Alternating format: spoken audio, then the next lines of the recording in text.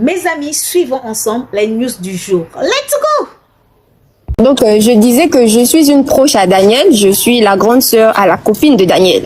Donc, ma petite sœur fréquente Daniel.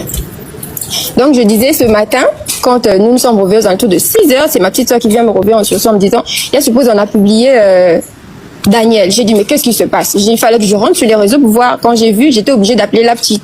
Elle m'a expliqué que non, Yaya, c'est le monsieur, il n'est même pas enseignant. C'est un monsieur qui calcule les moyennes à la grâce de Madibou. Donc, ce dernier l'harcèle de la... Voilà quelqu'un qui vient avec des bonnes informations. Son boulot, c'est de calculer les moyennes. Donc, il a un filon où il peut te nuire. Voilà. Continue. Il a continué, il a commencé à l'harceler depuis la classe de 3e. Parce qu'en ce moment, Daniel, que nous parlons, elle est en terminale. Donc, le monsieur commence à harceler la petite. Vu que la petite est bien généreuse, elle est grosse. Donc, je peux dire, elle est remarquable. Quand elle marche, elle et sa sœur, elles sont vraiment remarquables. De dos, tu peux même croire que c'est une fille qui a plus de 20 ans. Alors que c'est juste une petite fille. Et ce monsieur a commencé à l'harceler depuis.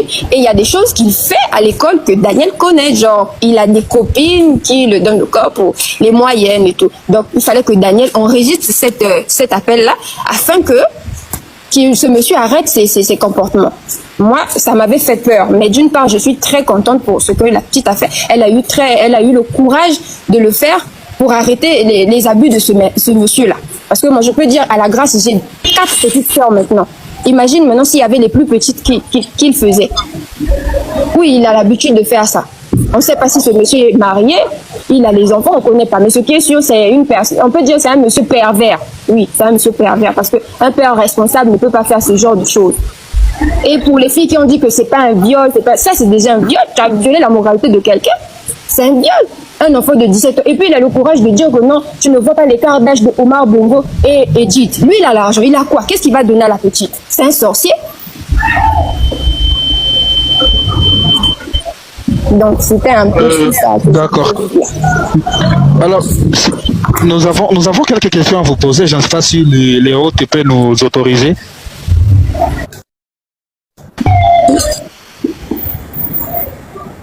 Oui, le bazar, vas-y. Oui, monsieur Joël a dit qu'il avait quelques questions à me poser. Je suis là. Non, monsieur Joël, tu n'as pas de questions à poser aux gens ici. S'il te plaît, c'est pas ton live. Je pose pas de questions ici. Si c'est moi qui pose des questions, s'il te plaît. Vas-y, développe. Ouais, donc c'était un peu tout ça, Yassamba. Donc, je voulais juste ajouter ce que je connais en fait. Parce qu'il y a beaucoup de gens qui racontent n'importe quoi sur la petite, que non, peut-être qu'elle aussi, elle appréciait le monsieur, mais non, elle appréciait pas le monsieur. Oh, mais vraiment c'est grave. Donc là, la petite Daniela Madibou.